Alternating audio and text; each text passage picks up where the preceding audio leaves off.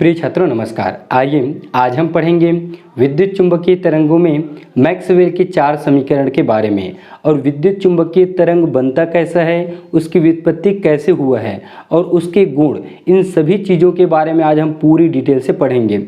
विद्युत चुंबकीय तरंगे आज मैं आपको पूरी तरह से फील करा दूंगा कि ये बनता कैसे है और चलता कैसे है और ये दिखता कैसे है। ठीक, तो आप मेरे साथ लास्ट तक बने रहिए, आपको पढ़ने में बहुत मजा आएगा। आज के क्लास बहुत ही इंटरेस्टिंग होने वाला है। पिछले क्लास में मैंने आपको पढ़ाया था विस्थापन धारे के बारे में। उस वीडियो को आप नहीं देखें तो डिस्क्रिप्शन बॉक्स में आपको फिजिक्स 12th का प्लेलिस्ट मिल जाएगा। ये वीडियो के अंत में भी आपको प्लेलिस्ट का लिंक मिल जाएगा, उसे क्लिक करके आप उस वीडियो को देख सकते हैं। और यदि आप हमारे चैनल पर नए तो चैनल को सब्सक्राइब जरूर करें, साथ ही साथ बेल आइकन को भी प्रेस कर लीजिए, जिससे हम इसी तरह के नए नए वीडियो अपलोड करेंगे तो उसका नोटिफिकेशन सबसे पहले आपको मिल जाएगा। तो आइए विद्युत चुंबकीय तरंग को पढ़ने से पहले छोटा सा है मैक्सवेल का समीकरण, तो इसके बारे में मैं बता देता हूं, फिर देखेंगे विद्युत चुंबकीय तरंग को।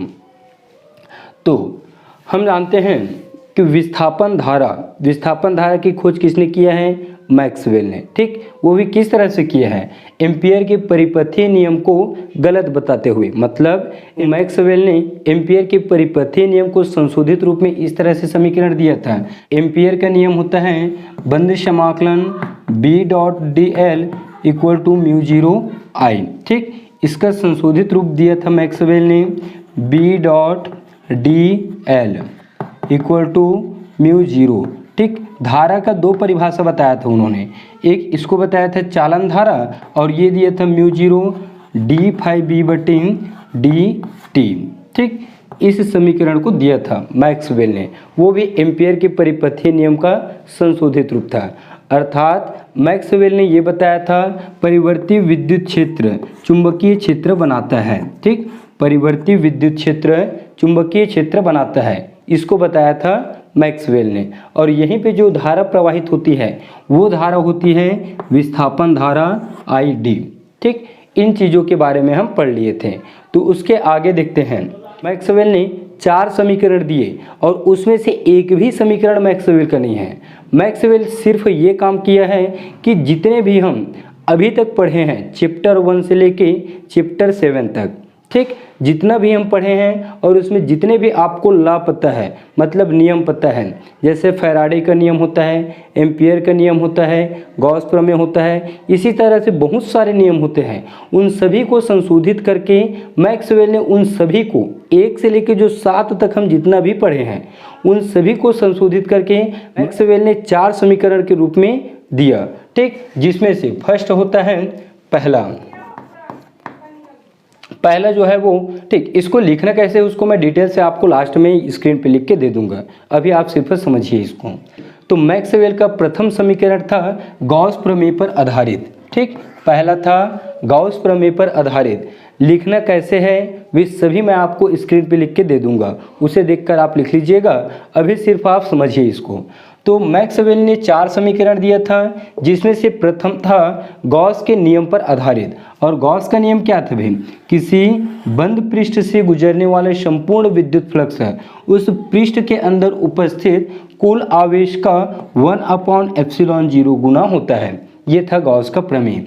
तो विद्युत फ्लक्स अर्थात बंद समाकलन E.ds, ठीक, इक्वल टू उस पर उपस्थित कुल आवेश मतलब Q का ε0 गुना होता है।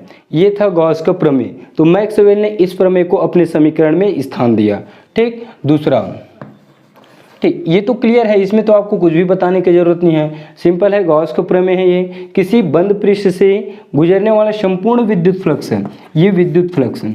ठीक, विद्युत क्षेत्र रेखा में परिवर्तन होता है तो विद्युत फ्लक्स बनता है। तो किसी बंद पृष्ठ से गुजरने वाला संपूर्ण विद्युत फ्लक्स है E.ds, ठीक, उस पृष्ठ पर उपस्थित कुल आवेश Q का ε0 गुना होता है। यह है गॉस का प्रमेय और इस प्रमेय को मैक्सवेल ने दिया प्रथम समीकरण।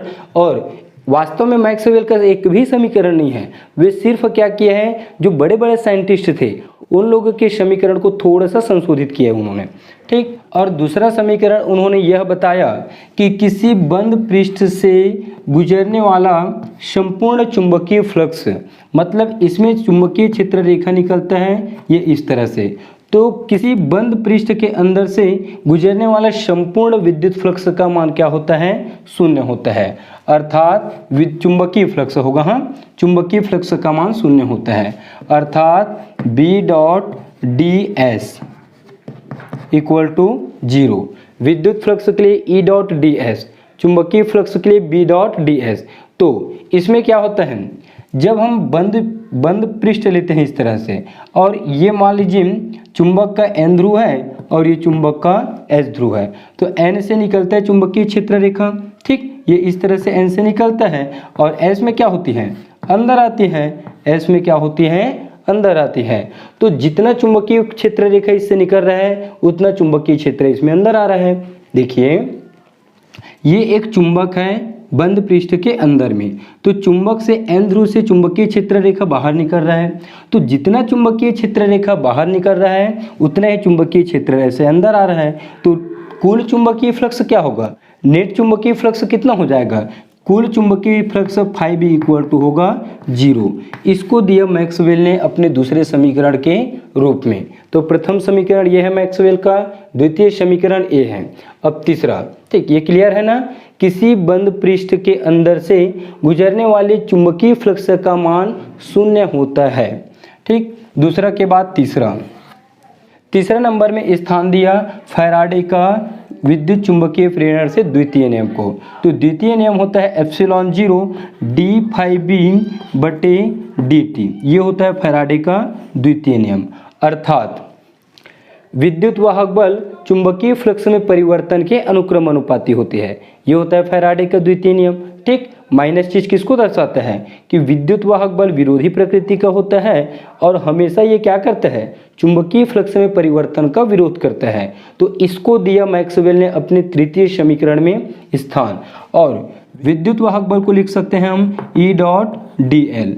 तो ये हो जाएगा E डॉट डी एल बंद समाकलन equal to minus D phi B बटे डी टी। और यही तो हम पढ़े थे पिछले क्लास में कि परिवर्ती चुंबकीय क्षेत्र विद्युत क्षेत्र बनाता है, और इसी के बारे में तो हम पढ़े थे पिछले क्लास में विस्थापन धारा में कि परिवर्ती चुंबकीय क्षेत्र ये क्या है? चुंबकीय क्षेत्र परिवर्तित हो रहा है। तो परिवर्ती चुंबकीय क्षेत्र, ठीक, परिवर्ती चुंबकीय क्षेत्र क्या बनाता है? परिवर्ती विद्युत क्षेत्र उत्पन्न करता है, ठीक। परिवर्ती चुंबकीय क्षेत्र परिवर्ती विद्युत क्षेत्र उत्पन्न करता है। देखिए ये E डॉट डी एल मतलब क्या है? यहाँ पे विद्युत क्षेत्र परिवर्तित हो रहा है, ठीक। dl क्या है? एक लंबाई है, और E क्या है? विद्युत क्षेत्र है। तो परिवर्ती चुंबकीय क्षेत्र परिवर्ती विद्युत क्षेत्र उत्पन्न करता है। इसको बताया मैक्सवेल ने और इसे दिया उन्होंने अपना तृतीय समीकरण। फिर चौथा को बताया था एम्पियर के परिपथीय नियम को जो संशोधित किया था, अर्थात इसको, ये था उसका चतुर्थ समीकरण, ठीक। इस चिन्ह को मिटा देता हूं मैं। बंद समाकलन B dot D L vector लगा लीजिएगा इक्वल टू, ये होता है म्यू 0 और IC epsilon 0 D phi B बटे डी टी। यहाँ पे फाई बी नहीं होगा, ये फाई ई होगा, ठीक, फाई ई होगा, ठीक। यहाँ पे भी फाई ई होगा, ये फाई ई, क्योंकि विद्युत फ्लक्स उत्पन्न किया था विस्थापन धारा को। तो इसके अनुसार क्या होगा? देखिए इस समीकरण के अनुसार यहाँ पे चुंबकीय फ्लक्स परिवर्तन होता है, अर्थात परिवर्ती चुंबकीय क्षेत्र क्या बनाता है? परिवर्ती विद्युत क्षेत्र बनाता है। फाई बी से बना क्या? यहाँ पे विद्युत क्षेत्र E। अब यहाँ पे देखिए जस्ट ये अपोजिट है, ठीक। परिवर्ती विद्युत क्षेत्र क्या बनाता है? परिवर्ती चुंबकीय क्षेत्र बनाता है। विद्युत क्षेत्र मतलब डी फाई ई बटे डी टी। विद्युत क्षेत्र रेखा में परिवर्तन होता है तो विद्युत फ्लक्स कहलाता है, ठीक, डी फाई ई बटे डी टी। तो परिवर्ती यहाँ लिख सकते हैं हम, ठीक, वैसे डिटेल से मैं आपको इसको लिख के दे दूंगा। परिवर्ती विद्युत क्षेत्र क्या बनाता है? परिवर्ती विद्युत क्षेत्र उत्पन्न करता है परिवर्ती चुंबकीय क्षेत्र। परिवर्ती चुंबकीय क्षेत्र। इस तरह से मैक्सवेल ने इन 4 समीकरण को अपने समीकरण में स्थान दिया। इसमें से किसी भी चीज़ को अपने खुद से व्युत्पत्ति नहीं किया है वो, बस जो बड़े बड़े साइंटिस्ट थे उन्हीं के समीकरण ने थोड़ा थोड़ा सा सुधार किया है, मतलब संशोधित किया है। तो एक बार इसको और देखेंगे सरसरी तौर पर, फिर मैं आपको स्क्रीन पे लिख के दूंगा, फिर देखेंगे विद्युत चुंबकीय तरंगे। पहला, गॉस प्रमेय के अनुसार किसी बंद पृष्ठ से गुजरने वाला संपूर्ण विद्युत फ्लक्स पृष्ठ के अंदर उपस्थित कुल आवेश का 1/ε0 गुना होता है। ये था पहला समीकरण मैक्सवेल का। दूसरा, ठीक, किसी बंद पृष्ठ के अंदर गुजरने वाले चुंबकीय फ्लक्स, ठीक, इससे गुजरने वाले चुंबकीय फ्लक्स का मान क्या होता है? 0 होता है। मतलब नेट चुंबकीय फ्लक्स क्या होता है? यहाँ पे 0 होता है। 3 रेखा निकल रहा है, 3 रेखा अंदर आ रहा है, तो क्या होगा? 0 होगा ना। तीसरा दिया था उन्होंने फैराडे के द्वितीय नियम को, विद्युत चुंबकीय प्रेरण से फैराडे के द्वितीय नियम को। तो फैराडे का द्वितीय नियम ये था, ε0 की जगह लिखेंगे हम E.dl। तो इसके अनुसार क्या होगा? देखिए मैक्सवेल के अनुसार परिवर्ती चुंबकीय क्षेत्र परिवर्ती विद्युत क्षेत्र उत्पन्न करता है। परिवर्ती चुंबकीय क्षेत्र परिवर्ती विद्युत क्षेत्र उत्पन्न करता है। ये था उसका तृतीय समीकरण। चतुर्थ समीकरण था ये, जो एम्पियर के परिपथीय नियम का संशोधित रूप था। इसमें परिवर्ती विद्युत क्षेत्र परिवर्ती चुंबकीय क्षेत्र उत्पन्न करता है। इस तरह से 4 समीकरण मैक्सवेल ने दिया था। तो इसमें से आप जो भी नोट करना चाहते हैं उसे नोट कर लीजिए, या फिर स्क्रीन को देख के नोट करिए, या स्क्रीनशॉट ले लीजिए। ठीक, अब हम देखते हैं विद्युत चुंबकीय तरंगे किस तरह से बनती है। विद्युत चुंबकीय तरंगे कैसे बनती हैं उसको बहुत ही अच्छे से बताने की कोशिश करूंगा। तो आइए हम जानते हैं, इसका छोटा सा डेफिनेशन है विद्युत चुंबकीय तरंगों का, कि विद्युत क्षेत्र और चुंबकीय क्षेत्र क्या करते हैं? एक दूसरे के लंबवत या वक्रीय दोलन करते हैं, तब वहाँ पे जो तरंग बनता है उसे हम विद्युत चुंबकीय तरंगे कहते हैं। लेकिन बनता कैसे है उसको देखिए। सबसे पहले मैं आपको थोड़ा सा विस्थापन धारा के ऊपर लेके चलता हूँ। तो विस्थापन धारा में हम इस तरह से 2 प्लेट लिए थे, ठीक, संधारित्र के 2 प्लेट लिए थे, और इसको क्या किए थे? बैटरी से जोड़े थे। यहाँ पे लगा दिए थे हम कुंजी की। जब कुंजी के को ऑफ करते हैं तो इसमें माइनस चार्ज होता है, इसमें प्लस चार्ज होता है। जब कुंजी के को ऑफ करते हैं तो इस प्लेट से ये क्या करता है? माइनस चार्ज लेता है, इस प्लेट से माइनस चार्ज लेता है और किसको दे देता है? इस प्लेट को प्लस चार्ज देता है। फिर यहाँ से कुछ माइनस चार्ज लेके फिर इसको देगा प्लस चार्ज, फिर यहाँ से माइनस निकलता है, फिर यहाँ पे प्लस चार्ज आ जाता है। ठीक, अर्थात यहाँ से क्या होता है? dq बाहर निकलता है। dq मतलब थोड़ा थोड़ा आवेश क्या होता है? इस प्लेट से निकल के इसमें आके चिपकता है। ठीक, इस प्लेट से माइनस चार्ज निकलता है और इसमें आ जाता है प्लस चार्ज। ठीक, इस तरह से यहाँ पे जब आवेश निकलने लगता है तो यहाँ पे धारा प्रवाहित होने लगती है। जब धारा प्रवाहित होने लगती है तो यदि हम यहाँ पे एक लूप ले लें तो लूप के चारों ओर चुंबकीय क्षेत्र उत्पन्न होता है। हम जानते हैं ऑस्टेट के प्रयोग से जब किसी चालक में धारा प्रवाहित किया जाता है तो उसके चारों ओर चुंबकीय क्षेत्र उत्पन्न हो जाता है। ये कैसे पता लगाया था उन्होंने? चुंबकीय सुई को रखा था और चुंबकीय सुई क्या हुआ था? विक्षेपित हुआ था। तो यहाँ पे इसके चारों ओर, इस प्लेट के चारों ओर चुंबकीय क्षेत्र उत्पन्न हो जाता है, अर्थात B। अब चुंबकीय क्षेत्र किधर उत्पन्न होता है उसको देखिए।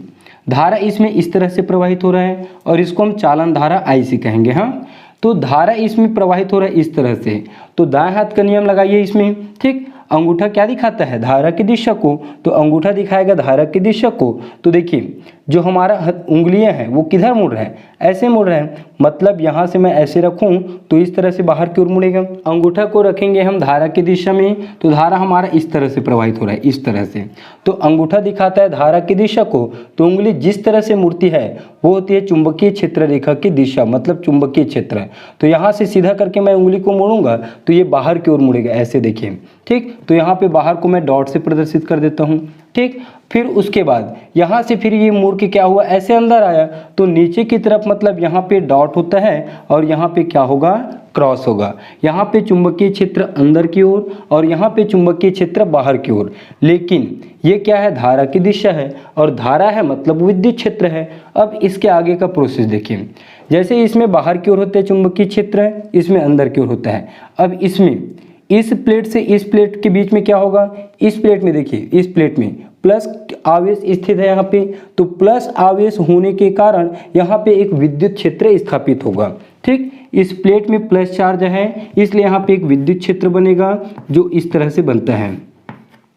ठीक, अब विद्युत क्षेत्र रेखा यहाँ से होके गुजरेगा तो विद्युत फ्लक्स में परिवर्तन होगा और विद्युत फ्लक्स में परिवर्तन होगा तो यहाँ पे बनेगा चुंबकीय क्षेत्र।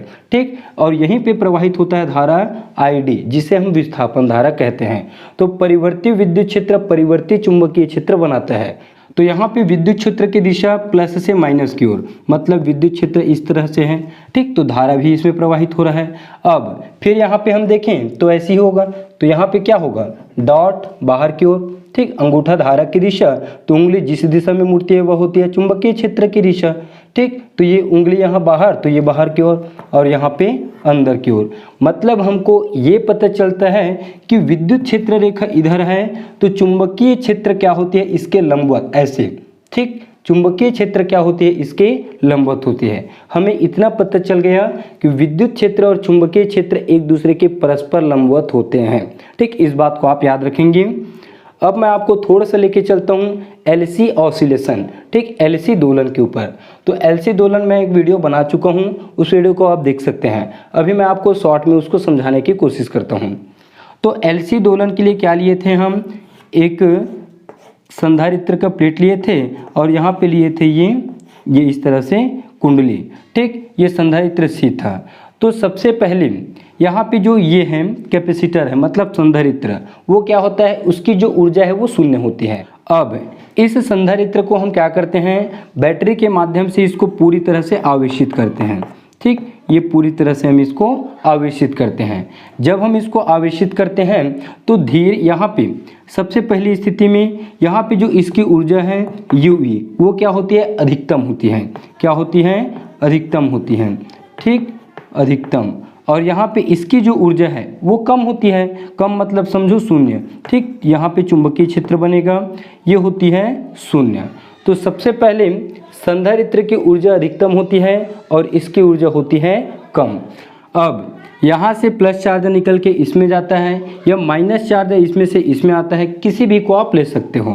तो प्लस चार्ज निकल के इसमें से चलने लगता है तो यहाँ से आवेश क्या होता है, धीरे धीरे निकलने लगता है। ठीक, डायरेक्ट बता रहा हूँ, उसमें बहुत सारा फिगर चित्र बनाया था। तो प्लस चार्ज इसमें से निकल के इसमें से चलता है, तो जब इसमें से निकल के वो चलने लगता है तो कुंडली के पास आता है। क्या आता है, कुंडली के पास आता है और L के पास आता है। तो इसमें से जब आवेश निकलेगा तो धारा प्रवाहित होगा। ठीक, आवेश में परिवर्तन होता है तो विद्युत धारा बहने लगता है। तो इसमें क्या होगा, धारा बहने लगेगा और इसके चुंबकीय फ्लक्स में परिवर्तन होगा। ठीक, चुंबकीय क्षेत्र रेखा इस कुंडली से होकर गुजरेगा तो इसके चुंबकीय फ्लक्स में परिवर्तन होगा। तो धीरे धीरे निकल के पूरा जो आवेश है, ठीक, प्लस आवेश है, इसमें से पूरी तरह से निकल के इसमें जाते जाता है, निकल के इसमें होके जाते जाता है। तो एक ऐसा समय आता है कि संधारित्र की जो ऊर्जा है UE वो हो जाता है शून्य। क्या होता है, शून्य। और यहाँ पे प्रेरकत्व मतलब कुंडली की जो ऊर्जा है वो हो जाता है अधिकतम, अर्थात UB इक्वल टू होगा 1/2 LI0 का स्क्वायर। ठीक, ये अधिकतम हो जाता है और संधारित्र की ऊर्जा क्या होती है, कम होती है। उसके बाद ये पूरी तरह से कम होता है तो लेंज के नियम अनुसार कुंडली क्या करता है, इसका विरोध करता है, इसके कम होने का विरोध करता है, इसके जीरो होने का विरोध करता है। कौन, कुंडली। तो ये फिर क्या होगा, अब पूरी तरह से ये प्लस चार्ज है इस प्लेट में आ गया है। ठीक, तो यहाँ से पूरा शून्य होकर पूरा प्लस चार्ज है इस प्लेट में आ गया है। जब इस प्लेट में आया है तो इसका एक नेक्स्ट चित्र बनेगा ऐसा। ठीक, तो ये प्लस चार्ज है, प्लस चार्ज है, प्लस चार्ज है, माइनस माइनस और ये माइनस। अब फिर यहाँ से इसमें आया, लेकिन कुंडली क्या करता है, इसके कम होने का मतलब इसके जीरो होने का विरोध करता है। तो इस कंडीशन में ये वाला जो प्लेट है वो पूरी तरह से प्लस चार्ज होता है और ये होता है पूरी तरह से माइनस चार्ज है। तो ये जब प्लस चार्ज होता है, ये माइनस चार्ज होता है, तो यहाँ पे जो इसकी ऊर्जा है यू ई, मतलब 1/2 Q0² C। ठीक, इसकी ऊर्जा फिर अधिकतम होती है और कुंडली की ऊर्जा फिर क्या हो जाती है, यू बी की जो ऊर्जा है वो शून्य हो जाती है।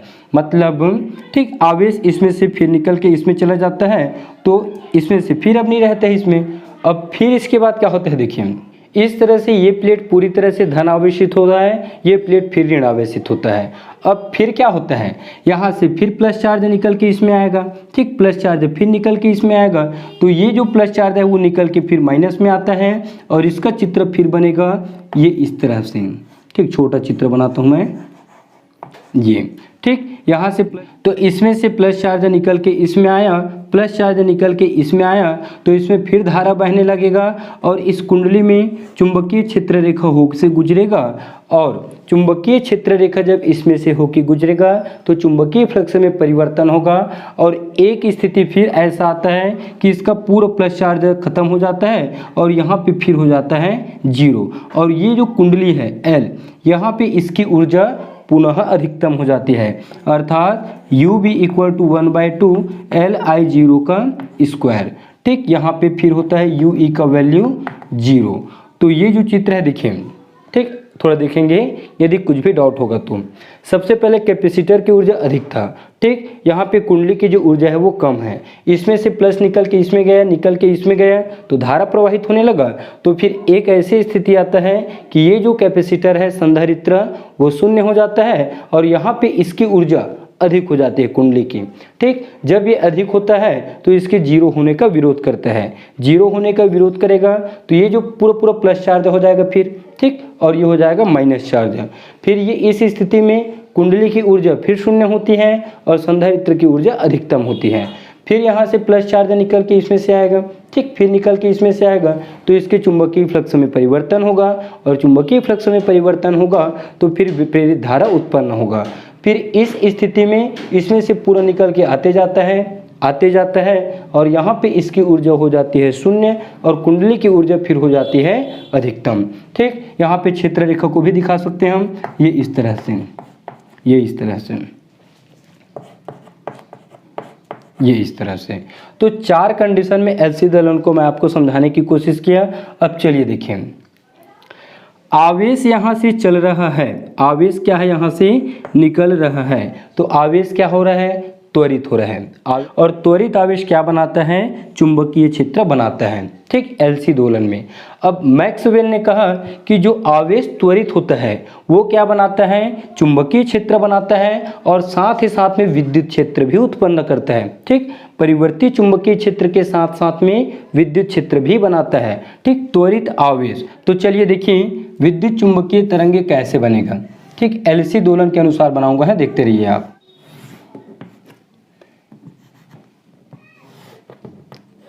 ठीक, ये ले लेता हूँ मैं x अक्ष और ये ले लेता हूँ y और इसको ले लेता हूँ z। वास्तव में x इधर होता है, y इधर होता है, x y और ये z होता है। लेकिन एक काम करेंगे, इसको आप थोड़ा सा ऐसे है ना, इसको थोड़ा सा ऐसे घुमा दीजिए। तो जब इसको घुमाएंगे तो ये जो z है वो x की जगह जाएगा, x है वो y की जगह जाएगा और y है वो क्या होगा, z की जगह में आ जाएगा, इस तरह से। ठीक, इसको समझेंगे। अब सबसे पहले देखिए संधारित्र की जो ऊर्जा है वो क्या होती है, अधिकतम होती है। मतलब आवेश क्या होती है, संधारित्र के पास अधिकतम होती है। तो अधिकतम आवेश होती है इस तरह से, क्या होती है, अधिकतम आवेश होती है। ठीक, थोड़ा सा चित्र को मैं यहाँ पे बना के दिखाता हूँ आपको। ठीक, ये इस तरह से है, थोड़ा सा देखेंगे। यहाँ पे संधारित्र की ऊर्जा क्या होती है, अधिकतम होती है। तो ये संधारित्र की ऊर्जा अधिकतम। ठीक, अब यहाँ से आवेश धीरे धीरे निकलने लगता है, तो आवेश जब निकलेगा तो ऊर्जा क्या होगा, कम होते जाएगा। ठीक, तो आवेश निकलेगा तो ऊर्जा क्या होगा, कम होगा, फिर निकलेगा तो ऊर्जा क्या होगा, कम होगा, फिर निकलेगा तो ऊर्जा क्या होगा, कम होगा। और एक ऐसी स्थिति आता है कि पूरा आवेश निकल जाता है और संधारित्र की ऊर्जा शून्य होती है। ठीक, तो ये आवेश है यहाँ पे हो जाता है शून्य। अब उसके बाद इसमें देखिए, इस प्लेट में क्या होता है, पहले प्लस चार्ज था तो इसमें धीरे धीरे माइनस चार्ज की संख्या बढ़ती जाती है, मतलब विपरीत दिशा में। विपरीत दिशा में आवेश क्या होता है, धीरे धीरे बढ़ते जाता है। 0 हुआ, 0 के बाद यहाँ पे धीरे से एक माइनस चार्ज आएगा, फिर धीरे से माइनस चार्ज आएगा, फिर धीरे से माइनस चार्ज आएगा। मतलब इस प्लेट में धीरे धीरे माइनस चार्ज बढ़ते जाएगा, अर्थात ये इस तरह से नीचे आते जाएगा, बढ़ते जाएगा, ठीक, नीचे की तरफ बढ़ते जाएगा ये इस तरह से। और एक समय के लिए यहाँ पे फिर बढ़ेगा, फिर धीरे से क्या होगा, वो बढ़ने के बाद धीरे धीरे कम होते जाएगा ये इस तरह से, इस तरह से, ठीक। तो यदि मैं इसको इस तरह से बनाऊं, ये यहाँ तक बना, ठीक। अब आपको तो ये समझ आ गया ये कैसे बना है, ठीक। अब हम क्या करते हैं, ये जैसे फिर ऊपर जाएगा इस तरह से, तो फिर ऐसे बनेगा। तो इस भाग को न लेते हुए हम चाहते हैं तो ऐसे बीच से भी ले सकते हैं इसको। मतलब इससे पहले भी तो आवेश रहा होगा ना, इसमें इस तरह से, ये इस तरह से पहले कम से फिर बढ़ा, फिर बढ़ा, फिर बढ़ा, फिर बढ़ा, फिर धीरे धीरे कम हुआ, फिर ये कम हुआ, ठीक। यहाँ पे खैर डायरेक्ट ये तो फुल था, लेकिन जब हम इसको बैटरी से आवेश नहीं दिए थे तो इसकी ऊर्जा क्या थी, 0 थी, 0 था, मतलब ये 0 से स्टार्ट होगा, तो धीरे धीरे ये भी बढ़ते जाता है। और बैटरी से पूरी ऊर्जा मिलने के बाद फिर धीरे से क्या होता है, ऐसे कम होते जाता है। मतलब हम इसको इस चित्र में दिखा सकते हैं ये इस तरह से,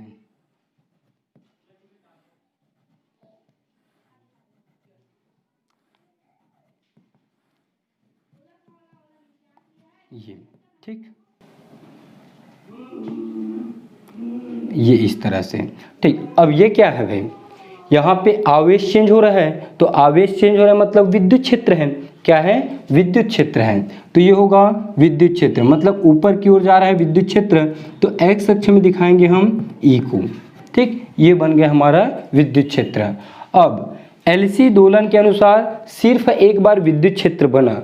अब मैक्सवेल के अनुसार परिवर्ती विद्युत क्षेत्र क्या बनाता है, परिवर्ती चुंबकीय क्षेत्र बनाता है, ठीक। ये बताया था मैं आपको, परिवर्ती विद्युत क्षेत्र क्या बनाता है, परिवर्ती चुंबकीय क्षेत्र बनाता है, मतलब φB क्या बनाएगा, चुंबकीय फ्लक्स है। तो परिवर्ती विद्युत क्षेत्र परिवर्तित हो रहा है, तो बनेगा यहाँ पे φB चुंबकीय क्षेत्र।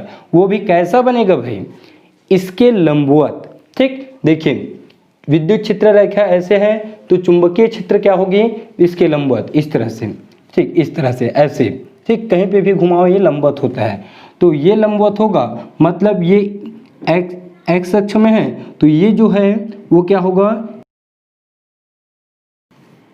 ठीक, इस तरह से। चित्र में आप भले इसको ऐसे दिखा सकते हो, ये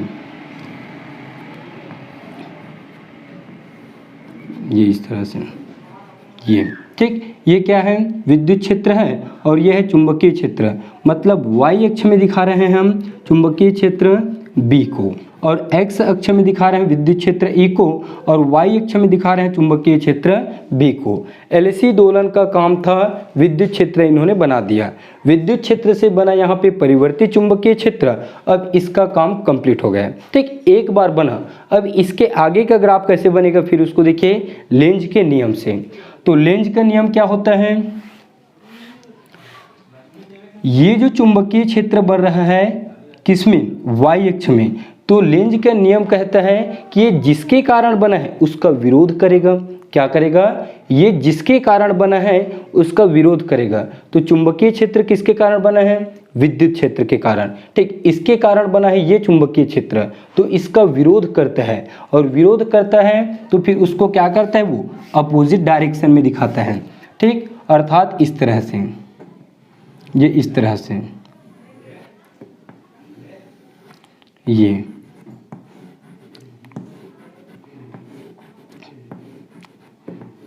ठीक। ये चुंबकीय क्षेत्र लेंज के नियम अनुसार इस विद्युत क्षेत्र रेखा का विरोध करते हैं, क्योंकि इसी से उत्पन्न ये हुआ है। तो लेंज का नियम होता है वह उस कारण का विरोध करता है जिसके कारण वह खुद उत्पन्न हुआ। तो विद्युत क्षेत्र का विरोध करता है चुंबकीय क्षेत्र, और चुंबकीय क्षेत्र विरोध करता है, मतलब ये इसका अपोजिट बनेगा, ठीक। विरोधी प्रकृति होता है, तो ये नीचे तरफ बनेगा चुंबकीय क्षेत्र, ठीक। ये विद्युत क्षेत्र है, ये विद्युत क्षेत्र है, और ये विद्युत क्षेत्र है, ये चुंबकीय क्षेत्र है। अब यहाँ पे विद्युत क्षेत्र बना, तो इसके जस्ट ऊपर में, मतलब फिर अपोजिट डायरेक्शन में क्या उत्पन्न होगा, चुंबकीय क्षेत्र उत्पन्न होगा। अर्थात इसमें फिर चुंबकीय क्षेत्र उत्पन्न होता है इस तरह से, ये इस तरह से। अब ये चुंबकीय क्षेत्र उत्पन्न हुआ तो ये चुंबकीय क्षेत्र फिर इसका विरोध करेगा, ठीक, विद्युत क्षेत्र का पुनः विरोध करेगा।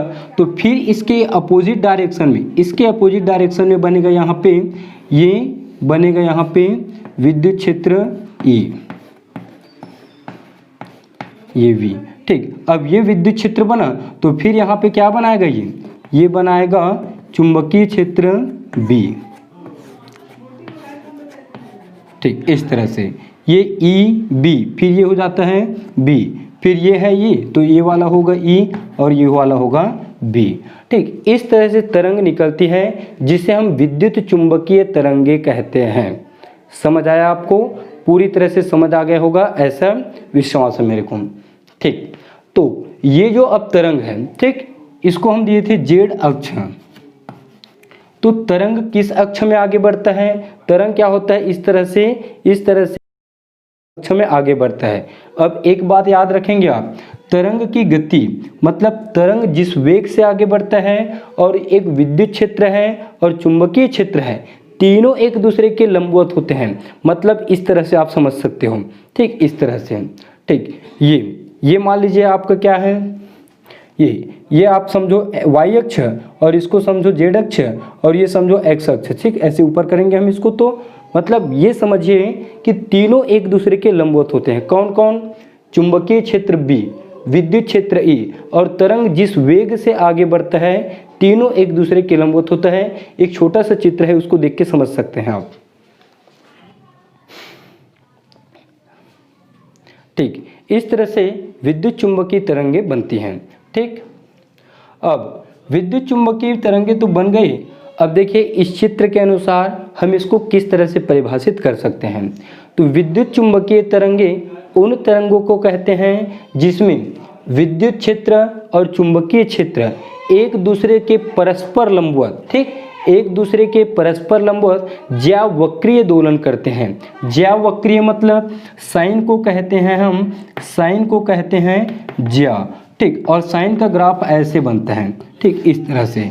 और इधर बनेगा मतलब माइनस साइन बनेगा, ठीक। तो ऊपर प्लस साइन, नीचे माइनस साइन, इसीलिए हम इसको कहते हैं ज्यावक्रीय दोलन, ठीक। तो विद्युत चुंबकीय तरंगे उन तरंगों को कहते हैं जिसमें विद्युत क्षेत्र और चुंबकीय क्षेत्र एक दूसरे के परस्पर लंबवत ज्यावक्रीय दोलन करते हैं, ठीक। इसकी प्रकृति देखते हैं।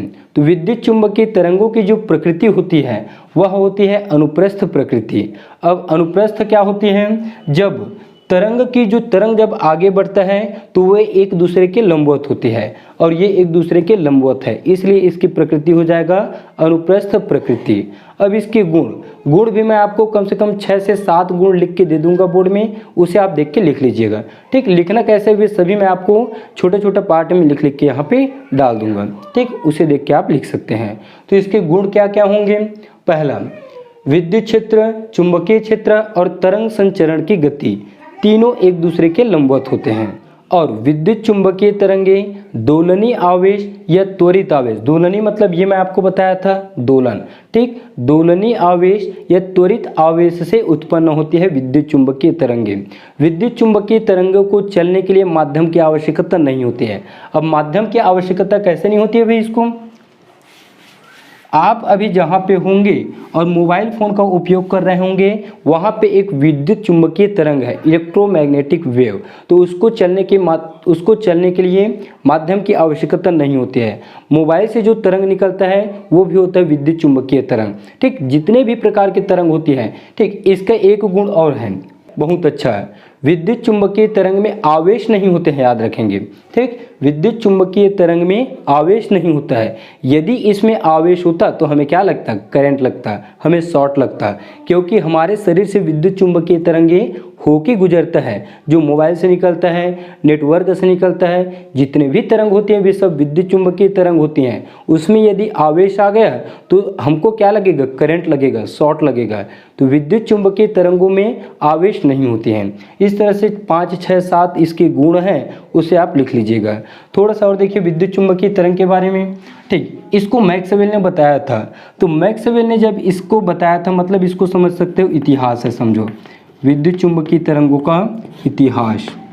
सबसे पहले इसके इतिहास के बारे में मैक्सवेल ने बताया था 1831 से 1879 के बीच में, अर्थात मैक्सवेल ने बताया था 1865 में विद्युत चुंबकीय तरंगे होती है। लेकिन मैक्सवेल का बात मानने के लिए कोई भी तैयार नहीं थे। वे सभी लोगों को इनकी जो बात है वो गलत लगता है। तो फिर हर्ट्ज नाम के वैज्ञानिक ने इस तरंग को क्या किया, प्रयोगशाला में प्रैक्टिकल किया और प्रैक्टिकल करके विद्युत चुंबकीय तरंग के उत्पादन करके दिखाया। तब लोगों ने इनके बात को माना और हर्ट्ज ने क्या किया, हर्ट्ज ने 1887 में अपने प्रयोगशाला में विद्युत चुंबकीय तरंगों को उत्पादन करके दिखाया, मतलब उसकी व्युत्पत्ति करके दिखाया। तब लोगों ने माना कि विद्युत चुंबकीय तरंगे होती है।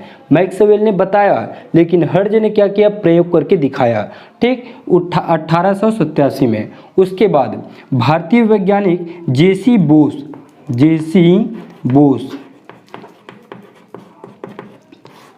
1895 में, ठीक, कोलकाता में इस तरंग को पुनः प्रयोग करके देखा और लगभग 1.5 किलोमीटर तक इन्होंने इस तरंग को प्रेषित भी किया। ठीक, 1.5 किलोमीटर तक इस तरंग को प्रेषित करके भी दिखाया। ठीक, जेसी बोस ने 1895 में इसका प्रयोग किया कोलकाता में और 1.5 किलोमीटर तक इसको प्रेषित करके भी दिखाया। इसके बाद मार्कोनी नाम के वैज्ञानिक ने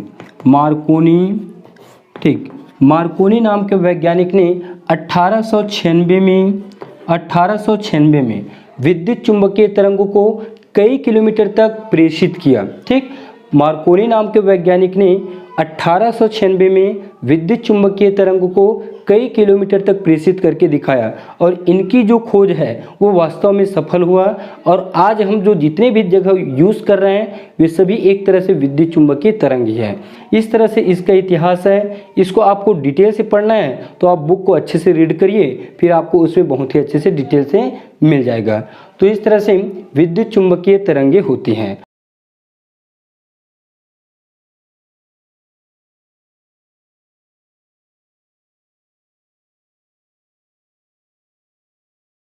इसमें मैं आपको 2 टॉपिक और पढ़ाऊंगा। एक पढ़ाऊंगा छोटा सा टॉपिक ग्रीन हाउस प्रभाव, हरित प्रभाव करके है, और एक पढ़ाऊंगा विद्युत चुंबकीय तरंगों की अनुप्रस्थ प्रकृति, वो डेरिवेशन है। तो 2 टॉपिक और पढ़ाऊंगा। उसके बाद इसमें आईएमपी जो है उसको नहीं पढ़ा रहा हूँ क्योंकि वो पूरी तरह से थ्योरी है और आपको उसको रटना पड़ेगा, याद करना पड़ेगा। ठीक, स्क्रीन पे दे देता हूँ, उसको एक बार देख लीजिएगा और उसे आप खुद से पढ़ेंगे और अच्छे से याद करेंगे, उसको रटेंगे। आप उसको रटना पड़ेगा ही आपको, जिसमें से है रेडियो तरंग, सूक्ष्म तरंग, अवरक्त तरंग, दृश्य तरंग, ये सभी होती हैं। इसमें क्या क्या पढ़ना है आपको मैं बता देता हूँ। ठीक, मतलब पूरी तरह से आपको पूरा पढ़ना है। उसमें से क्वेश्चन देता है बोर्ड पेपर में। तो उसमें से जैसे कि देखिए, पहला है रेडियो तरंग। तो रेडियो तरंग के बारे में जब आप पढ़ेंगे तो उसका डेफिनेशन पढ़ेंगे। डेफिनेशन के बाद उसकी व्युत्पत्ति, उसके गुण और उसके उपयोग, इतने चीज़ों के बारे में आप पढ़ेंगे। ठीक, इसी तरह से सूक्ष्म तरंग है, अवरक्त तरंगे हैं, दृश्य प्रकाश तरंगे हैं, पराबैंगनी, एक्स किरणें, गामा किरणें, टोटल 7 तरंगे हैं। उसको आप सेल्फ से पढ़ेंगे और अच्छे से कंठस्थ याद करेंगे क्योंकि उसमें से क्वेश्चन पूछे जाते हैं बोर्ड पेपर में। तो 2 टॉपिक और बचा, फिर ये चैप्टर कंप्लीट हो जाएगा। तो आज का वीडियो आपको अच्छा लगा तो लाइक करें, एक छोटा सा कमेंट कर दीजिए और अपने फ्रेंड लोगों को शेयर भी कर दीजिए। फिर मिलते हैं नेक्स्ट क्लास में नए वीडियो के साथ।